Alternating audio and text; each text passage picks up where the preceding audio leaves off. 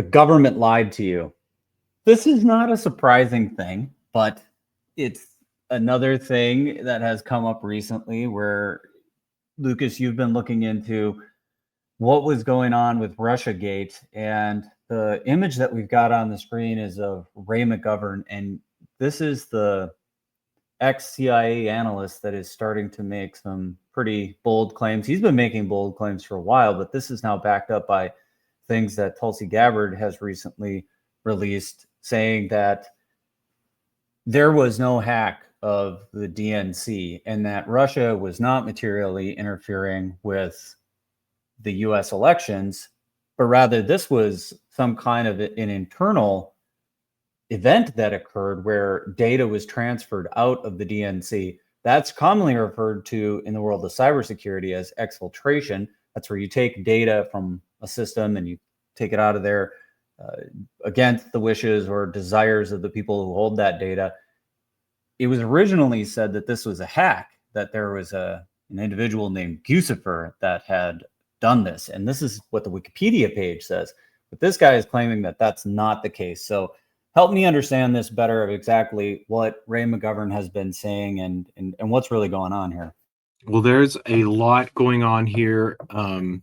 There's many aspects to it. So let's just have a discussion about what was going on. So I guess first of all, the first place to start, everyone follow Ray McGovern as much as possible. He was the presidential daily briefer for Ronald Reagan, and I believe Bush 1. He was a voice in the CIA against the weapons of mass destruction, and after leaving the CIA, started a group of former analysts that tries to keep the American public apprised of what's going on within the intelligence community. So I've long been a huge fan of Ray McGovern. I think actually he also started working for the CIA under Kennedy. So he was in the CIA as a very young analyst whenever Kennedy was assassinated.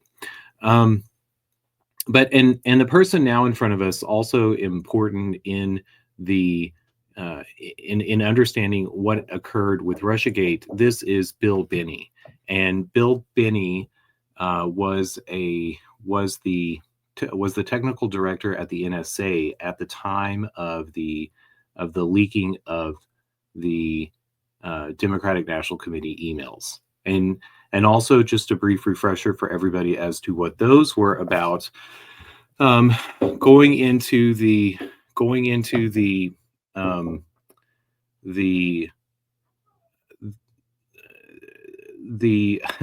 Trump-Hillary campaign in those 2016 election for president, right? That's yes. What we're talking about. Yeah. Yes, thank you. If we'll remember back at that time, leading into the Democratic National Convention, there had been a huge groundswell for Bernie Sanders, and the damning. I remember this clearly. Like, Bernie looked like he was going to run away with it. There was a tremendous amount of enthusiasm for his campaign. There were rallies across the country, hundreds and thousands of people showing up to these things, swarming the primaries, and somehow he doesn't win. Somehow. It was like Hillary is the anointed candidate. And it was the first strong evidence that I remember seeing that we were going to end up in a pseudo four-party system with the far right, the left, and the far left. And that was where he was the voice of the progressive movement within the Democratic Party and got shut down multiple times. I would not be surprised to see AOC trying to lead this charge again in 2028. May be successful. I think that the tides are finally turning, especially with what's going on in New York. But yes, I remember this time well. So this was the setup for when replacing the event was back in 2016. Bernie Sanders, a lot of energy, somehow doesn't win the primary. And this is also before Trump wins the primary for the Republicans. This is, if I remember correctly, this is about the time whenever he's really raking Jeb Bush over the coals. And I forget who else was running against him on the Republican side, but very very important to note, as you said, this sort of these forks in our traditional parties with alternative candidates coming forward like Donald Trump and Bernie Sanders. But so Bernie Sanders, despite an enormous amount of support, somehow doesn't or is not winning in the polling of the Democrats leading into their convention. Well, in May of that year, information was stolen from the Democratic National Committee headquarters. Allegedly stolen. Well, stolen. The question is how. The question is how. And so that information then comes into the hands of Julian Assange. And if we remember at this time too, this is Julian Assange is living in the Ecuadorian embassy under under a lot of surveillance by the United States. Every amount of surveillance that the United States can prevail upon him after first the Manning leaks with the trove of information from the Iraq War and the Afghanistan War to then Edward Snowden. So Julian Assange becomes goes from bad to worse in the in the eyes of the United States government, because he is a disseminator of information that's verifiable, that damages the United States government. So I believe this is when Mike Pompeo calls Julian Assange a shadow intelligence agency. But anyways, Julian Assange gets the emails from somebody, the Democratic National Committee emails, and he announces this a couple of days before something like a week before the Democratic National Committee convention is to be held. And then those emails are leaked 3 days leading into the DNC or the Democratic National Convention. And in those emails is the bombshell that the Democratic National Committee has been colluding with the Hillary campaign to make sure Bernie is not the Democratic nominee at that convention. And magically, or maybe not magically, the solution that's put forth by Hillary's campaign, and we know from some of the documents that were declassified on July 31st, a couple of weeks ago, July 31st of 2025, and this is whenever Tulsi Gabbard gave some speeches with regards to this information that was being released. We know from those or from the Durham report, which was a review of the Mueller investigation. And if we think back to the Mueller investigation, falls under in the wake of all of this concern about Russia's interference into the election. Well, and the Mueller investigation came up with absolutely bupkis. So an investigation of that investigation turned out that Julianne Smith, who was Obama's ambassador to NATO, and there should be some red flags going off for everybody right here, but Obama's ambassador for NATO, Julianne Smith, had suggested to the Hillary campaign in an email that the solution to the problem of their collusion, or the Hillary campaign's collusion, with the Democratic National Committee to secure the Democratic nomination, would be best turned aside by blaming Russia. And she says we get a two for, or the campaign agrees at some point that if we blame Russia, then we don't like Julian Assange, so that tarnishes his credibility, and also redirects attention away from the collusion between the Hillary campaign and the Democratic National Committee towards Russia. And so at the convention, Palmieri recounts, and I believe this is a publicist for Hillary, later recounts that that they went around telling all the journalists that when asked about the information in the emails that WikiLeaks had released, their response was, "Well, Russia did it. Aren't you concerned that this was a Russian hack? There was a Russian hack here." And she says nobody was interested in it. And I remember when we covered this a couple weeks ago that we pulled up that Wikipedia page on the DNC hack, and it still talks about it the same way that it did back in 2016. I'm thinking that we're due for an edit there, just to see exactly what this process looks like, because the official line, as far as the way things are documented in the repository of all knowledge, Wikipedia, that we even have on the screen right now, is that it says that that is still the case. So if you were to go looking for what many consider to be one of the most authoritative sources of truth on the internet, it still says that this Guccifer guy is the one who was responsible for the hack, and that it was Russia that did this. And AI will spit this back to you as well. So if you go out and start looking for this information, none of the internet has the current thinking, or at least what Ray McGovern is saying. Well, so this is where maybe we should pay very close attention to Palmieri's story. So she says that she had a golf cart and she goes around to all of these booths around the Democratic National Convention, putting out this story that Russia was behind it, but nobody was interested. And she says, "What? But then we got back to Washington, D.C., and the intelligence community got behind us." And she said, and then the journalists started buying it, and there was an absolute fervor over the Russian hack, the not Russian hack. So although I love Wikipedia, I'm always wary about the information that's contained there, because if we begin to understand how the intelligence community uses journalists and uses the media, then we kid ourselves if we think that their first line of defense is not going to be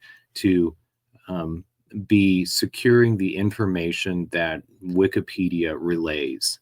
And this, well, that's I mean, this is almost a deeper subject and a show in itself. How captured is Wikipedia? And maybe it's that there's a period of time where these things are under heavy scrutiny, and then they drift from the public consciousness, and then the editors can go in and revise history, and we can look at the page edits and what have you. But probably for things that are very within recent history, there's more scrutiny put on this stuff. Would you say that that's fair, that they're out there actively editing Wikipedia as one of the primary activities that certain individuals in Washington, D.C. are routinely doing? So one, I don't mean to impugn Wikipedia. I think it offers a great service, but if we're going to if we're going to go down this rabbit hole, and maybe it's a good episode in a later, or a good subject for a later discussion between us, but we should pay attention to Larry Sanger, one of the founders of Wikipedia, and the complaints that he has, and the stories that he has about the intrusion of the government and intelligence services in manipulating or changing the content on Wikipedia. And it's not just the United States, but governments are very interested to begin to set the narrative wherever that may be established. So we should be aware of that. When I think about Wikipedia, I'm often in mind of the CIA World Factbook, which used to be the go-to place for information about countries around the world. Wikipedia has somewhat taken the place of that. And there was this notion, the wiki aspect of that was this notion that it was going to be for and by the people. But governments have the ability to have concentrated campaigns where people are working together, they're being paid, they're coming together over over the same interest in how a narrative is to be perceived. So they're certainly participating in the content that's generated on Wikipedia. Well, I imagine as this starts to evolve into the next phase, that it will be capturing the responses of AI and how that responds. I mean, we're already starting to see the flap between OpenAI, XAI, and a variety of different, AI, LLM chatbots. We should be, the first one of the best reactions that I saw to the introduction of ChatGPT was from a longtime journalist who said, "I'm very concerned that that the former that the former expectation we had of the internet, of going and searching and having a list of results that brought a many different views to our fingertips to follow and run down, have now been replaced with one selected answer typed slowly back to us." And the other thing that's got me concerned here is that the internet has never been immutable. And the need for something truly immutable, I think, is starting to really become clear to everybody. We've got this thing called the Internet Archive, which the government is now trying to take control of, which will effectively, when that thing goes away, when this no longer is a place for pinned information that is ostensibly immutable, we will have lost a significant chunk of humanity's history, unless somebody did something to the effect of what that lady did when she started taping television and made this VHS archive. We just don't have that data because everything was done mostly electronically. With the way that newspapers have fallen out of favor, we used to have microfiches and ways that you could go back and actually look at things in an immutable way because we had records of it. We had paper records, and those were still possible to change them. But if you had a copy of the book, I mean, you have a copy of the book. Somebody can't reach in and change it ex post facto. But now, with the way the internet works, the internet atrophies, it decays. We lose links, things break all the time. People take archives offline, and suddenly we don't have this stuff. And as that data is being fed into AI, and AI is becoming more of the first stop shop that people go to when they ask for information, and it's viewed as an authoritative source, capturing that and being able to manipulate it will be the tool of statecraft. We need an immutable record of everything that gets said. I mean, this is just something that the world urgently needs, because if you can change what's been said, I mean, we're in a tough spot in the world. Well, the only hope that I see on the horizon there lives in concepts like Chia, Julia, and data layer. But again, this is a whole nother topic of conversation, and we don't have a lot of time. So let's get back to I don't mean to take us too far aside, but I'm trying to put this as part of the conversation, is that this ability to reason and think about what's been said is tied to our perceptions of what we're currently able to access for information. And this is what we're putting front and center in this discussion, is that if you were to go look, if you're listening to this discussion and you say, well, I want to look these things up for myself and I want to see if what these guys are saying is true, some of the streams of information that you may turn to, they haven't been updated yet. And I think we're due as citizens, and you as a person who's edited Wikipedia before, to see if we are even capable of correcting this information given what's been released. So anyway, yeah, let's keep going. That's why I took us on that aside, because I think there's a good chance that we're going to get some comments from folks that want to say, I can't replicate the data that you're putting forth here, and they need to go to pretty specific spots on the internet to try to corroborate what's being said here. We will have it in the show notes. Well, and to that, and maybe this is a good avenue back into the conversation, but this is where I find sources so incredibly important. And whenever I'm trying to consume or get consume news or get a handle on what's going on in the world, I'm very interested in in finding voices who have experience inside of government, or who have demonstrated a track record of success in knowledge about world events, etc. in the past. So Ray McGovern, I think that's a bright light in understanding what's going on in the United States government today due to his long experience in government. There's also and there's a conversation between him and Bill Binney. For those who are interested in this, that should also be put that we'll share with everyone, because Bill Binney, who was Bill Binney? Bill Binney was the technical director of the NSA through all of this, and it was Bill Binney who as part of the NSA says told Mike Pompeo and later told Donald Trump that the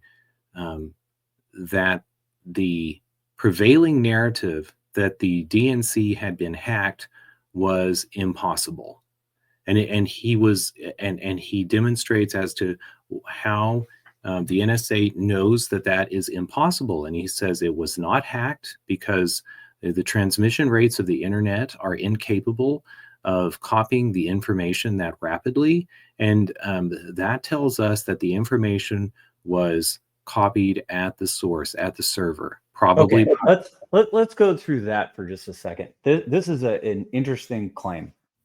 So what he's saying is the amount of data that was moved around. There's not really a mechanism for doing this on the internet that's fast enough, given how quickly the amount of data was presented. So let's just say, if there's 1 megabyte of data, you could move that around the internet pretty easily. But maybe if you have a terabyte of data, that's a pretty hard amount of data to move around the internet. You are not going to do that easily. You're going to have to find some place to drop that or whatever. So he's saying that if the amount of data is sufficient and the speed with which it is presented, that has to be an internal thing where somebody sticks a physical media into a computer, copies it there, takes it to some other spot, and then uploads it to the correct place. This is the claim he's saying, I believe is what you're getting at. Yes. And so this is why Bill Binney and Ray McGovern, from the time of this WikiLeaks emails being released, have said the DNC's narrative that this was a Russian hack is impossible. And this is not a person who's unfamiliar with the technical underpinnings of the internet. This is Ray McGovern, who is the technical director at the CIA, starting at the Kennedy Association. So this is when either the internet didn't exist or when it's in its infancy, and he watches it throughout his entire career. And Bill Binney, the technical director of the NSA, who set up the packet catching and monitoring systems at the NSA that Edward Snowden would earlier leak to WikiLeaks.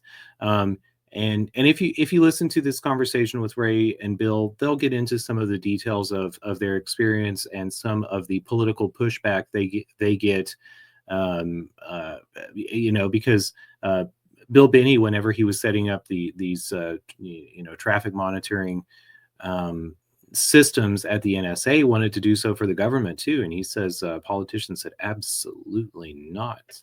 I mean, this is not something to applaud this guy for. This is the bad guy doing this. This is the kind of thing nobody wanted, at surveillance of the entire internet. This is what Bill Binney's doing, right? I mean, I wouldn't say Bill Binney is a bad guy. Bill Binney is somebody who makes a tool, and he's somebody who's very concerned about the Constitution and concerned about disclosure. So I wouldn't. That the technical person who sets up the mass surveillance state, I'm not sure this is a defensible thing to do. Well, again, another conversation. Let's go back to what we know about Russia, because I think part of also the timeline of the release of this information, to bring it back forward to today or to July 31st and Tulsi Gabbard's press conferences detailing the truth about what had occurred also leads into the summit between Vladimir Putin and Donald Trump coming up tomorrow in Alaska.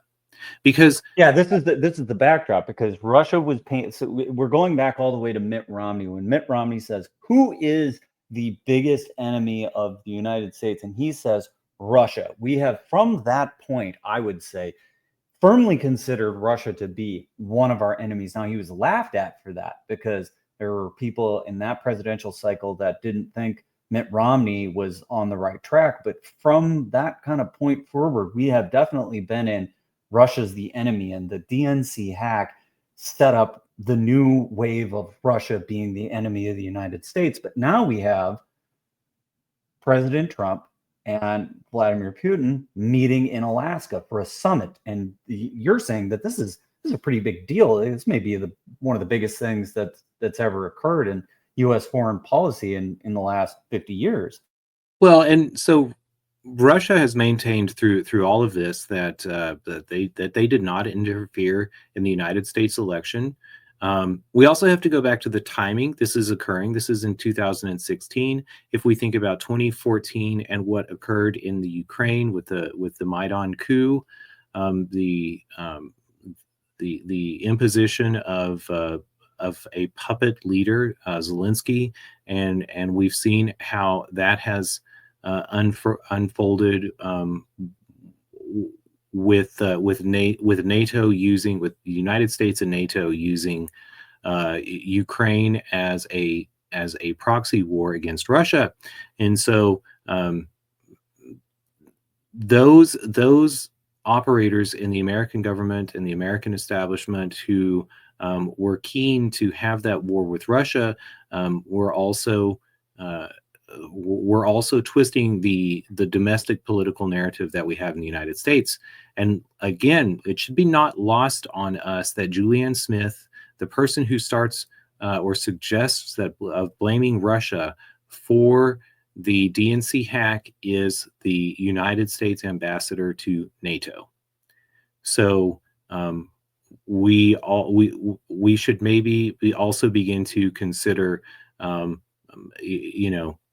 why Donald Trump was so keen on getting out of NATO. And I don't think it was just a concern about America financing NATO and some of the talking points that he had led with throughout his first presidency. Because if we also go back to this timeline of what is occurring, one, before the general election in November, the United States government is operating as the rest of the world is assuming that Hillary Clinton or Bernie Sanders, and it becomes Hillary Clinton at the DNC whenever she's selected as the Democratic candidate for president. Everyone is assuming that Hillary is going to win. And Donald Trump surprised everybody. I remember that time pretty clearly, that Hillary was happy that Donald Trump was running, because she thought she would so handily beat him. He was sort of a joke candidate that could never win. And I think there were even individuals within the Trump campaign that were shocked when he actually won that election. She put forth that she was happy. That was one of the claims that she made to the press. But we know also from this information revealed in July 31st that internally Hillary was taking sedatives, was very touchy, and was very concerned about Donald Trump's chances of beating her. And we also have to remember too about the Steele dossier. And the Steele dossier is a memorandum that was floated around Washington, that was given to all of the senators and the representatives in Congress, and floating around Washington unofficially. And everyone was afraid to, or the press was afraid to publish it. nobody knew where it had come from. We call it the Steele dossier after the person who wrote it, who is a MI6 operative from England. But that Steele dossier said that that Donald Trump had previously flown to Moscow and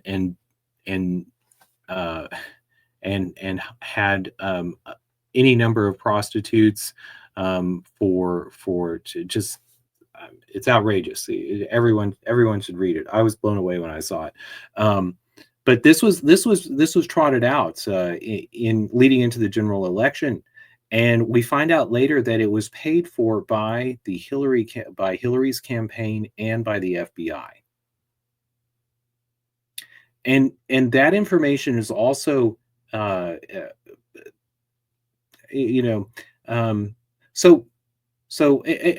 let's go back to the DNC leak, okay? Because later this is going to get trotted in front of Devin Nunes, who Kash Patel was working for. So if we also begin to look at the current administration under Donald Trump and understand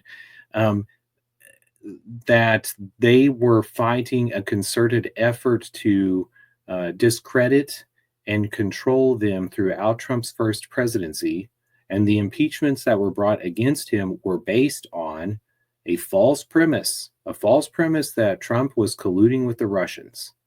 And if we also, again, understand that in the context of the moves that are being made by the United States State Department and by the United States senators who are part of the Security Council, and that the United States and NATO are engaged in a secret proxy war, an undeclared war against Russia that is taking place through coups and through control of gas reserves in Ukraine. And Donald Trump was a great wrench, a great spanner that was thrown into this ongoing secret plan. So what also gets very convoluted are the cover up that occurs in the wake of Donald Trump's win, and the actions that occur by the CIA and the FBI and the NSA at the behest of Barack Obama. Which, if we again go back to the information that was released on July the 31st, my first takeaway was, wow, this goes all the way to the top. And I had made that assumption before, but also to see that this is being laid out and that Barack Obama is implicated, because he turns to the CIA, the director of the CIA, and says, I need a security memo that confirms that Russia interfered with Donald Trump's election and that he won because of that. And then the statements that he says after the CIA produces that, and by the way, the CIA produces that. The director turns to the analyst of the CIA and says, I need a paper that says it is the view of the intelligence community, blah blah blah, that Russia interfered with the election. They said, we won't do it. And so he turns around and handpicks 5 analysts, 5 of the youngest, well, let's just say he picks 5 handpicked analysts, and we'll find out who they are eventually. But they produce this memo that says that Russia was behind Trump's win in the election. And so on one hand, we know that the president indicated that he needed that information, and so this should put us in mind of weapons of mass destruction.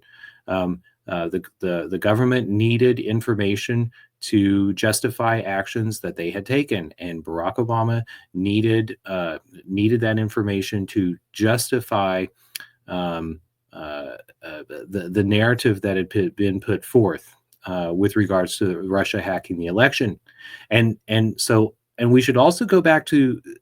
And if we draw this comparison, when Bush talked about weapons of mass destruction. It was the pretext for the Iraqi war.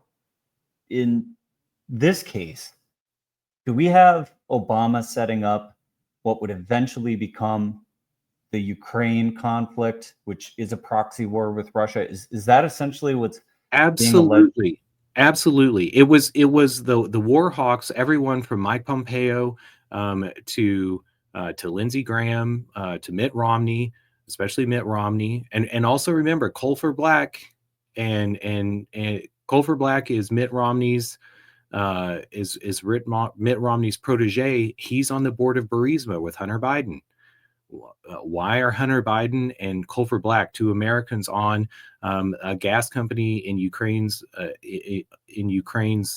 advisory board when they have no qualifications in gas or energy production, and they're not Ukrainians? Well, it goes back to the nepotism of their relations. Joe Biden and Mitt Romney are the senators that lead the security committee of the Senate, and this is an operation that's being conducted by the blob of the State Department, the CIA, the Pentagon, the war hawks who see an enemy in Russia. And so they jump on this pretext of Russian interference in the election, and they start calling for war.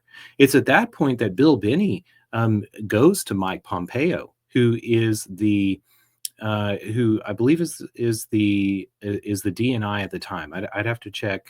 You might check on that. And says you cannot make these claims that this is a pretext of war because somebody's lying to you.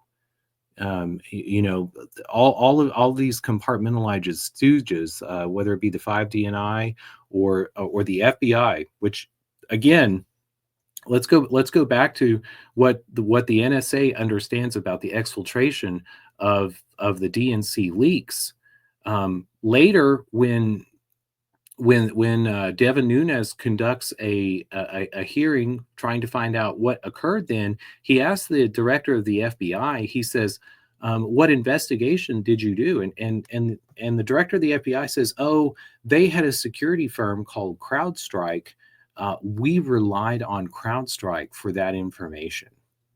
And Crowdstrike is a Silicon Valley-based global security firm that is used by the Fortune 500 companies of the world.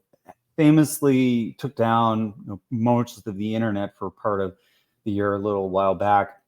And so this is where they're talking about their expertise in cybersecurity. They're specifically testifying before Congress and saying, "What do you know about this hack?" And they say, "There's not a hack." Is that accurate, that this is what Crowdstrike said? They have no evidence that from their expertise that a hack occurred.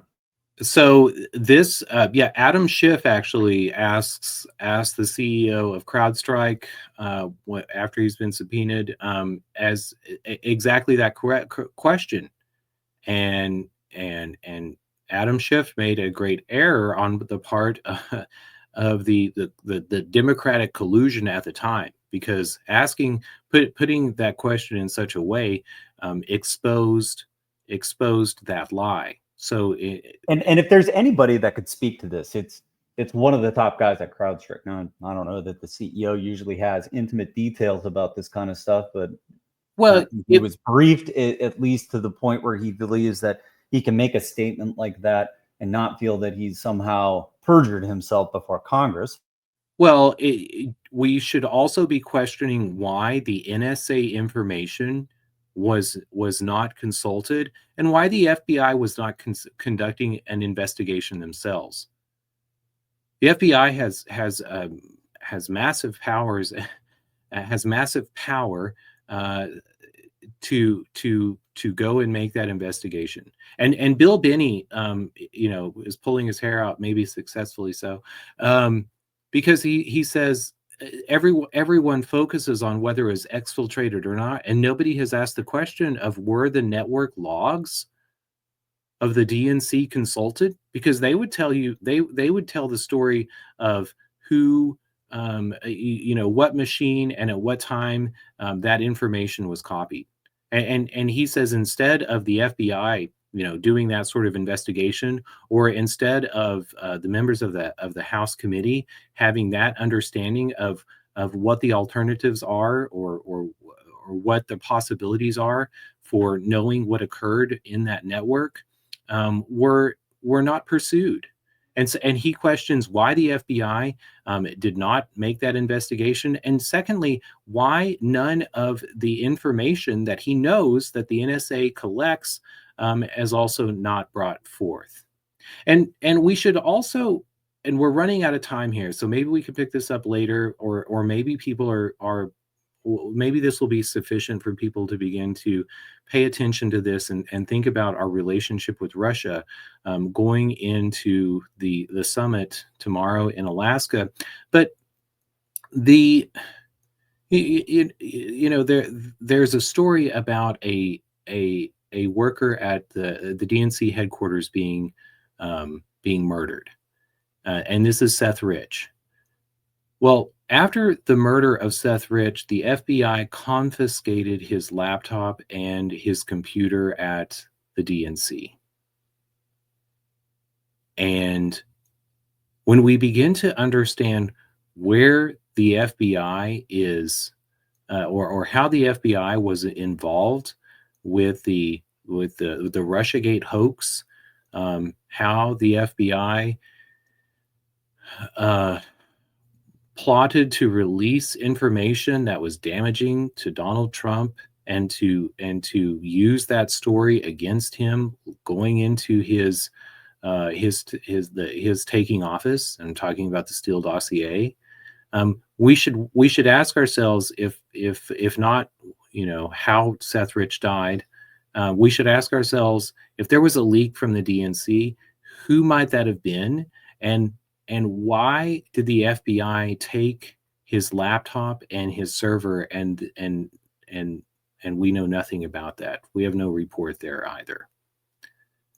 So with the selection of the likes of Kash Patel, who was integral in the discovery of the depth of the conspiracy against Donald Trump, with regards to Russiagate in his first term, with the selection of him and the likes of Tulsi Gabbard, and the revelation of some of this information, the timing of this revelation in going into this summit with Russia, and after, and at a point whenever the United States is no longer operating as an adjunct to this war with Russia. We should understand how deeply domestic narrative and politics were changed by the narrative of Russia's guilt in the DNC hack, and in the interference, quote unquote, interference with our election. So if we begin to untie that, and then also think about the cover-up that occurred inside of the government, this is a scandal that pales Watergate and previous scandals in the United States government. So we'll see how it plays out. But I think that we are going to see Donald Trump attempting to repair a relationship with Russia that also leads to giving power to not just Republicans, but those who support him in Washington, those who do not require an enemy in Russia or Iran or China, or some other country in the world, in order to further their domestic agendas. So that's what I see in the timing and the moves that Donald Trump has been making of late.